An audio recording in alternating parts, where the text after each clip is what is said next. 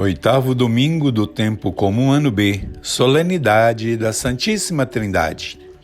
Leitura para dia 26 de maio de 2024 com o tema Sois morada de Deus no Espírito Santo. Efésios 2:22. Irmãos e irmãs, ajudem com que estas leituras e estas reflexões possam chegar a mais comunidades, a mais pessoas e a mais famílias, e vão compartilhando. A primeira leitura de Deuteronômio, capítulo 4, versículo 32 a 34 e os versículos 39 e 40. Moisés falou ao povo dizendo: interroga os tempos antigos que te precederam, desde o dia em que Deus criou o homem sobre a terra.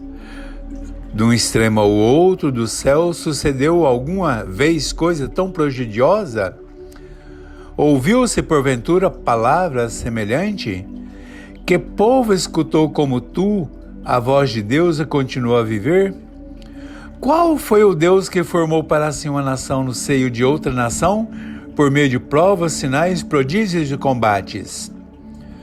Cumprirás as suas leis e os seus mandamentos, que hoje te prescrevo, e viverás. Irmãos e irmãs, somos chamados na história a descobrir o rosto e o coração de Deus.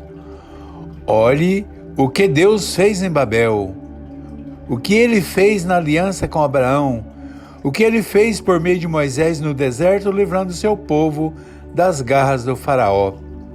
O nosso Deus é o Deus libertador e salvador. Somos o povo da vida de Deus. Na segunda leitura, a carta aos Romanos, capítulo 8, de 14 a 17. Todos os que são conduzidos pelo Espírito de Deus são filhos de Deus. Não recebemos um espírito de escravidão, mas um espírito de adoção e filhos e filhas de Deus. Deus é nosso Pai.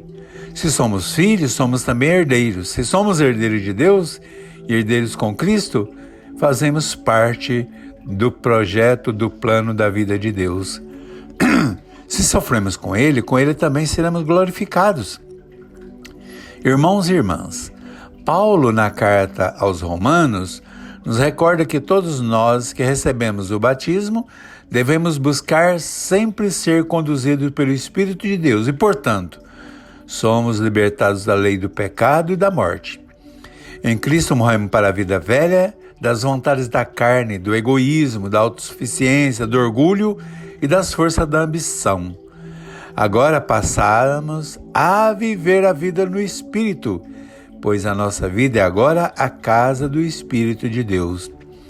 Deus nos criou, nos acompanha pelos caminhos da história e, por meio de Cristo, continua a nos dar a vida e a vida cada vez mais presente, Deus na nossa vida. No Evangelho de Mateus, capítulo 28, versículo de 16 a 20. Naquele tempo, os 11 partiram para a Galiléia em direção ao monte que Jesus lhes indicara. Quando viram Jesus, o adoraram, mas alguns duvidaram. Jesus aproximou-se e disse-lhe: todo o poder me foi dado no céu e na terra. Ide fazer discípulos meus todas as nações, batizando-os em nome do Pai, do Filho e do Espírito Santo, ensinando-os a cumprir tudo o que vos mandei. Eis que estarei convosco até o fim dos tempos. Irmãos e irmãs, mesmo vendo Jesus, alguns discípulos ainda duvidavam. Era muito difícil acreditar que Jesus havia ressuscitado, que havia vencido a morte, que estava no meio deles. Mesmo com todas essas dificuldades apresentadas pela comunidade, Jesus enviou os discípulos a evangelizar até os confins de toda a terra. A promessa de Jesus é para toda a comunidade de fé que abraça o chamado e assume a missão. Eis que nunca estareis sozinhos, pois estarei com vocês todos os dias até o fim dos tempos. Aqui está a grande certeza do cristão. O nosso Deus caminha conosco. Ele nos fortalece no seu espírito de amor, no seu espírito de acolhida, no seu espírito de partilha, no seu espírito de misericórdia e no seu espírito de comunhão. Jesus marca encontro com os discípulos na Galiléia.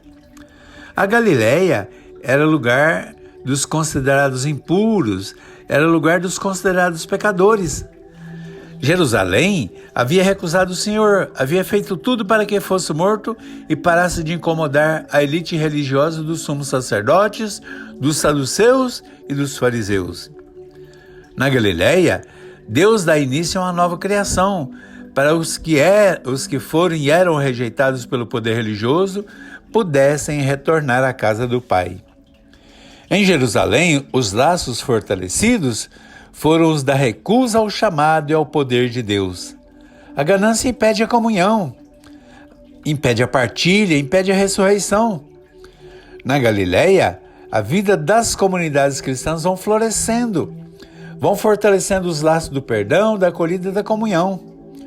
Os sumos sacerdotes continuaram com as portas fechadas, continuaram impedindo a entrada do povo de Deus. Os discípulos de Jesus abriram as portas do templo e foram cumprir o mandato de evangelizar. Foram em busca das ovelhas que estavam perdidas e já não tinha mais forças para lutar. Ao entregar aos discípulos a missão de evangelizar, também nós somos chamados a testemunhar no mundo a proposta de salvação que Jesus veio trazer. Hoje, como igreja viva, somos chamados a continuar a missão que Jesus iniciou, de dar a vida aos que tinham a vida negada. Como igreja, não podemos gerar impedimentos que levem ao afastamento das ovelhas. O grande mandamento é este: ide fazer discípulos meus todas as nações, batizando em nome do Pai, do Filho e do Espírito Santo, e ensinando-as a cumprir tudo o que vos mandei. Que a graça, o amor e o poder de Deus esteja com todos. Amém.